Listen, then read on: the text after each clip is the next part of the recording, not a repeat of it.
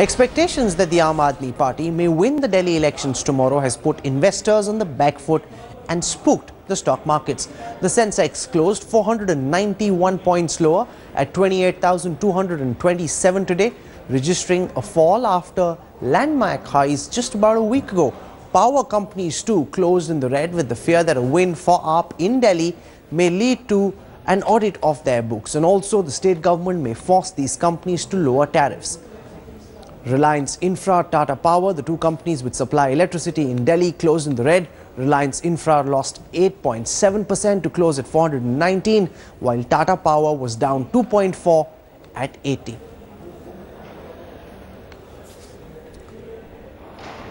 There's a big budget that's supposed to be delivered by the NDA government in a couple of weeks from now. This budget was expected to be pro-growth, pro-economy, opening up the India story, making it easier for investors to come in and invest in our country. However, if Kejri-Wall wins, how does that impact the budgets? How does that impact the stock market? Joining us now is P.N. Vijay, one of India's foremost stock market experts. Thank you very much for joining us. He also works with the BJP's economic cell. Thank you very much, Mr. Vijay, for joining us. I want to take you through how the stocks have crashed just over the past couple of days, whether it's real estate stocks like DLF and Unitech, whether it is infrastructure stocks like Reliance Infra, which was down today by a whopping 8.9%. From the 3rd of February, this stock has crashed from 505 rupees to 418, a sharp fall for Reliance Infrastructure. Let's also look at Tata Power. Now, Tata Power is down again, falling quite sharply. This is DLF Real Estate, from 169 crashing to about 156. There's also Unitech, which has come down from 19 to 16. So whether it is the infrastructure stocks, the real estate stocks, all of them impacted, spooked by the Kejri-Wall that is going to come and descend on the capital. Mr. Vijay, first, in your capacity as a stock market analyst, we've seen the markets fall about 500 points. Over the last full week, they've been on a slippery downward slope. How do you see Kejri-Wall, if the exit polls are proven to be correct, Kejri-Wall becoming chief minister, impact? Let's start with the stock markets. Well, that's of course a very big if, because we are still at the exit poll stage, and these have 5 to 7% inaccuracy. But let's take the hypothesis that tomorrow Kejri-Wall is the chief minister. You see, what happens about the market is there are speculators and traders who build up large positions in the market. I mean, and especially before the budget, when it's expected to be a big bang budget, they do speculate. Now, they have got very nervous and they have sold out. This is an event, and I expect that the huge long-term interest in Indian markets, because it's about the best growing economy in the world, will remain. Having said that, it's interesting, the stocks that you showed, all of them have a direct Kejri-Wall factor, because Kejri-Wall has been campaigning against the privatization of electricity in Delhi. And these two companies, Reliance Infra and Tata Power, run the Delhi electricity supply companies.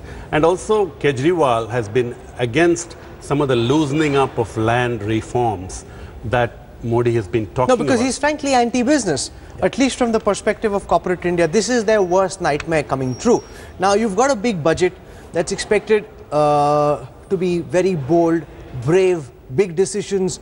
That's essentially what, whether it's global investors, Indian companies, they're all looking forward to. Now that you've got a very strong opponent in Kejri-Wall, who might become chief minister of Delhi, will that impact Finance Minister Jaitley's ability to push through what may be economically tough decisions? Well, that's got the market a bit more worried, actually, because if you look at the arithmetic effect, market analysts are not so stupid. I mean, they look a bit beyond the immediate. The large investors who have been coming in. And for example, in Tamil Nadu, you have the DMK. In Maharashtra, you've got the Shiv Sena. In West Bengal, an important state, you've got Mamta. So they are used to this regional satraps playing on local emotions and winning elections. That doesn't necessarily translate into a national change of heart. And let's not forget, the market also sees the Congress getting practically wiped out in what was recognized as one of the Congress strongholds. So it's not as if the BJP is getting hit, the Congress is practically decimated. Now, there is this fear, which you have articulated, that probably Modi will go a bit soft. He's got this, a lot of expectation has built up. Do you think that's a realistic fear? I think the fear is, I mean, to the extent any fear can be realistic. I mean, fear by definition is not realistic. But to the extent, markets are like that because they have put so much hope on this budget. If Modi decides, okay, let me not cut the fiscal deficit, let me do some, Sonia Gandhi type of spending on food security or Narega and just give out doles, that's a big fear. Because India is facing a litmus test. If we go populist again, S&P and Moody's are going to downgrade us. But Modi pushed through a tough land reform on land acquisition. Changes were made, which is what markets wanted, corporate India wanted. But at that time, the Congress was barely able to utter a squeak. If you got Kejri-Wall as chief minister, he'll be up in arms against Modi if he were to try and change the land acquisition. He'll be up in arms if you change the traffic signals at Rafi Marg. I mean, he is an anarchist, you know that. He tried to conduct the parliament in front of Rail Bhavan. So, and I shared a platform with one of the Yogendra Yadav a couple of weeks ago when he was going hammer and tongs at the land acquisition bill, called it a sellout to the DLFs of the world and so forth. So we are obviously going to have these so-called secular forces having Mr. Kejri-Wall join the secular bandwagon opposing it. We know it. Okay. But I don't think, on the balance, since you asked for my opinion, Modi will give up on this budget because it's a big thing for him. He has sold. But you accept that there will be pressure. There will be Kejri-Wall's shadow lurking over Modi's budget. There will be some portions of the party and the organization will say, hey, maybe the party, people are saying that we are going towards more Anil Ambani, and there will be people saying that. There will be a very strong part of the Sangh Parivar that will say that. You went to Mukesh Ambani's hospital launch in Mumbai. You're being perceived as the rich man. You're wearing these fancy suits. Kejriwal is the Aam Aadmi. If the exit poll data seem to indicate that the poor people are with Kejriwal. But understand, we got 335 seats. We got 72 in UP with one single word, development. Just a Kejriwal with his broom is not going to change that. You're accepting that there is going to be a shadow looming, but you're hoping that Modi will stay the course. Whether he does or not, we don't know yet. Say on the 28th. But the reality is that thought will cross his mind constantly. It's crossed. How will Kejriwal react? Will there be another dharna? Will I be perceived as being a man of the rich people? Those will be But you know his last week's speech with the traders. He kept thumping his chest and said, I'm a Kejriwal. So, I mean, nobody knows what his economics is. All that we know that he wants those are big concerns, and India will have to deal with those concerns. You've been fantastic in your analysis. P.N. Vijay, for joining us tonight. Thank you very much. Thank you very much. Let's now shift our attention to the Bihar story, because in Bihar, we're seeing the return of Nitish Kumar. Once again, the former chief minister saying that he wants to occupy the CM's post, a post that he'd given up after the debacle in May 2014. Now Jiten Ram Manjhi refusing to go down quietly. He says, let there be a secret ballot. But Nitish Kumar says, nothing doing. They've expelled Jiten Ram Manjhi, and he seems all set to assume the chief minister's chair once more. It's a push and pull for the Bihar chief minister's chair. Former Chief Minister Nitish Kumar and his prodigy Jiten Ram Manjhi are locked in a battle of wills. Nitish expelled Manjhi from the JDU, demanding a trust vote within 48 hours. And then it was a beeline for the Patna Raj Bhavan to meet Governor Kejri-Nath Tripathi. The Bihar Chief Minister landed in Patna around noon and met the governor twice, urging him to go for a secret ballot. With RJD's Lalu Prasad solidly backing Nitish, JDU leaders marched to the Raj Bhavan. कब आप हमारी शक्ति परीक्षण की बात करते हैं या बहुमत साबित करने की बात करते हैं? आप हमको यही खाली बता दीजिए, और हम यही कहना चाहते हैं कि सीक्रेट बैलेट से वोटिंग हो। यह हम सब लोगों का निर्णय है कि इसके बाद हम लोग जो हमारे बहुमत विधायकों की संख्या है उसको दिल्ली में आदरणीय राष्ट्रपति जी के समक्ष हम लोग उसको प्रदर्शित कर देंगे। कोई संदेह नहीं है, जदयू के सरकार बनाने का पूरा प्रबल बहुमत नीतीश के पक्ष में है और हमारा समर्थन है। साफ दीवार पे लिखा है कि बहुमत हमारे गठबंधन को है, और ये भी तय हो गया है कि नेता हमारी तरफ से श्री नीतीश कुमार होंगे। Manjhi may be banking on Modi's blessings, but the BJP is playing a guessing game. And it is not difficult to see why. To make the cut in the Bihar Assembly, Jitan Ram Manjhi needs the support of all the 87 BJP MLAs. And here is the sticking point. Manjhi himself needs to wean away at least 30 JDU MLAs to reach the halfway mark of 117 in the current assembly. 130 MLAs के साथ governor से हम निवेदन करेंगे कि 48 घंटे के अंदर श्री नीतीश कुमार को मुख्यमंत्री पद की शपथ दिलाई जाए। मांझी जी के साथ 140 विधायक। भारतीय जनता पार्टी मानती है कि आज जो बिहार की स्थिति है उसके लिए कोई भी जिम्मेदार है तो नीतीश कुमार जी की सत्ता की महत्वाकांक्षा, वो सत्ता के बिना नहीं रह सकते। Manjhi needs 117 MLAs to form the next government in Bihar. BJP at this point of time has 87 MLAs and they can think of supporting Manjhi only if the Manjhi camp can get 30 MLAs along. Even if Manjhi fails to do so, it's advantage BJP, because after that BJP can push for president's rule in Bihar. This is Rohit Singh in Patna for Headlines Today. Money tangle has just got more complicated. An international expose has revealed the names of nearly 1,200 Indians with accounts in just one bank in Switzerland, HSBC. It's the amount in those accounts which is the real shocker, 25,000 crore rupees.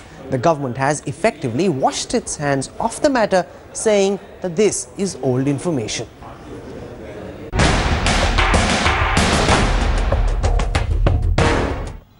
ये जो चोर लुटेरों के पैसे विदेशी बैंकों में जमा है ना, उतने भी हम रुपये ले आए ना, तो भी हिंदुस्तान के एक एक गरीब आदमी को मुफ्त में 15-20 लाख रुपए यूं ही मिल जाएगा। The ante has just been upped against Prime Minister Narendra Modi. The 628 names with foreign accounts were not already a big political burden for the Prime Minister. The list now stands expanded to nearly 1,200 names. Indians who allegedly have 25,000 crore rupees on HSBC accounts in Switzerland. The government has, however, dismissed these revelations, part of a global investigation called Swiss Leaks, made by an English daily. ये सारे Swiss बैंकों के नहीं है, केवल एक bank के हैं, HSBC। उस बैंक में से किसी ने डिटेल्स निकालकर